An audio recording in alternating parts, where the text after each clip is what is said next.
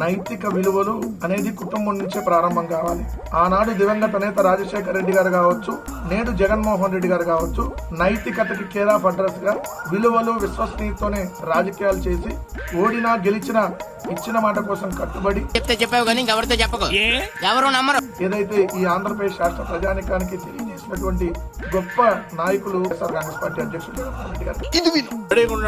అయ్యా వెంకటరెడ్డి గారు, నిన్న విలువలు విద్యా సదస్సులో అని మీటింగ్ జరిగిన తర్వాత నువ్వు దాని గురించి మాట్లాడుతూ రాజశేఖర్ రెడ్డి, జగన్మోహన్ రెడ్డి గురించి గొప్పగా చెప్పడం కోసం మాట్లాడుతున్నట్టు ఉంది గానీ నిజంగా విలువల గురించి నువ్వు మాట్లాడుతున్నట్టు లేదయ్యా. ఎందుకంటే పచ్చి అబద్ధాలు చెప్తున్నావు. వెంకటరెడ్డి గారు గుర్తుపెట్టుకోండి, మీరు నైతికత, విలువలు, రాజశేఖర్ రెడ్డి, జగన్మోహన్ రెడ్డిని చూసి నేర్చుకోవాలి అంటున్నావు. ఏమని నేర్చుకోవాలి? రాజశేఖర్ రెడ్డి గారి గురించి నైతిక విలువలు ఏమనంటే, రాజకీయాల్లో ఎవరైనా అంటారు విలువలతో బతకాలరా ఒకరోజు బతికినా అంటారు. అదే రాజకీయాల్లో పదవి కోసం దిగజారి మత కల్లోహాలు రెచ్చగొట్టడం రాజశేఖర్ రెడ్డి నుంచి నేర్చుకోవాలా? ఇది సాక్షాత్తు మర్రి చెన్నారెడ్డి గారిని దించడం కోసం చేశారని వాళ్ళ కుమారుడు ఎన్నో సందర్భాల్లో చెప్పారు. గుర్తించుకో. ఆ విధంగా పదవి కోసం మత కల్లోహాలు రెచ్చగొట్టడం, అమాయకుల ప్రాణాలు తీయడం తెలుసుకోవాలా? అదే నా విలువలు, విశ్వసనీయత. వెంకటరెడ్డి గారు మళ్ళీ ఇంకొకటి మాట్లాడుతున్నావు నువ్వు, నిజాయితీ ఈ విధంగా అని చెప్పి చాలా మాట మీద నిలబడ్డం. ఈ విధంగానే దేశం గర్వించదగ్గ ప్రధాని పివి గారి పైన కావచ్చు, అదేవిధంగా నిజాయితీకి మారు పేరైన కోట్ల విజయ్ భాస్కర్ రెడ్డి గారి పైన కావచ్చు,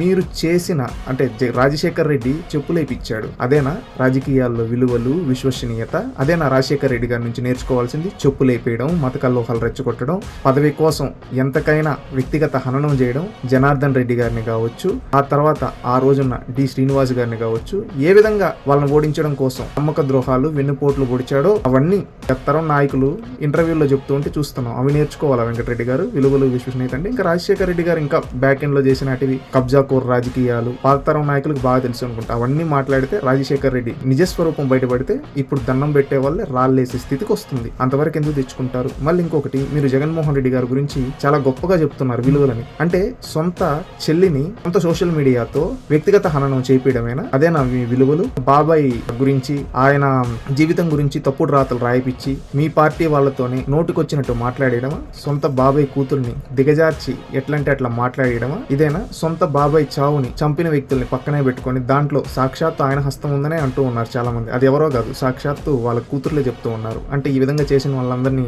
ఎంకరేజ్ చేయడమా? అదే విధంగా ఆడబిడ్డలను ఎట్లా పడితే అట్లా మాట్లాడేయడం ఇదేనా మీ విలువలు, విశ్వసనీయత? ఇంకొకటి అంటూ ఉన్నావు నువ్వు, తల్లి తండ్రి గురువు అని. ఇంకొక మాట ఉంది, ఆ రోజుల్లో చాలా మంది సీనియర్ కాంగ్రెస్ నాయకులు చెప్పేవాళ్ళు, జగన్మోహన్ రెడ్డిని తీరు నచ్చక రాజశేఖర్ రెడ్డి బెంగళూరుకి తరిమి కొట్టాడు అని చెప్పి అంటూ ఉంటారు కొంతమంది నాయకులు. అంటే తండ్రే భరించలేని వ్యక్తి జగన్మోహన్ రెడ్డి. సొంత చిన్నానని పదవి కోసం బెంగళూరులో ఆ రోజుల్లో శ్రేయస్కరంగా ఎలాంటి రాజకీయాలు చేసి పదవి తెచ్చుకున్నాడో అందరికీ తెలుసు. ఇవేనా జగన్మోహన్ రెడ్డి నుంచి నేర్చుకోవాల్సిన శ్రేయస్కరమైన రాజకీయాలు? చెప్పండి వెంకటరెడ్డి గారు. ఎందుకు ఊరికి భగవంతుడు నోరిచ్చాడు కదా అని చెప్పి ఏవి పడితే అవి నోటికి ఏదొస్తుంది మాట్లాడితే జనాలు చూస్తూ ఉండరు. మీరు విలువల గురించి వైసీపీ వాళ్ళు మాట్లాడితే దయ్యాలు వేదాలు వల్లించినట్టుంటుంది. ఇది తెలుసుకుని ఉందాతనంగా మాట్లాడాలని తెలియజేసుకుంటున్నాం. ఇకనైనా మొన్నే ఏది పడితే అది మాట్లాడితే పోలీసులు దబిడి చేశారంట. ఇంకా అయినా ఇలాంటి మాటలు కాదని నిర్మాణాత్మకంగా మాట్లాడండి. మీకు విలువలు లేవు, మీ పార్టీకి విలువలు లేవు అనేది ఆంధ్రప్రదేశ్ రాష్ట్రంలో చిన్న పిల్లోని అడిగినా చెప్తారు. మీరు విలువల గురించి చెప్తూ ఉంటే దయ్యాలు వేదాలు వల్లించినట్లుంది, చూసుకోండి.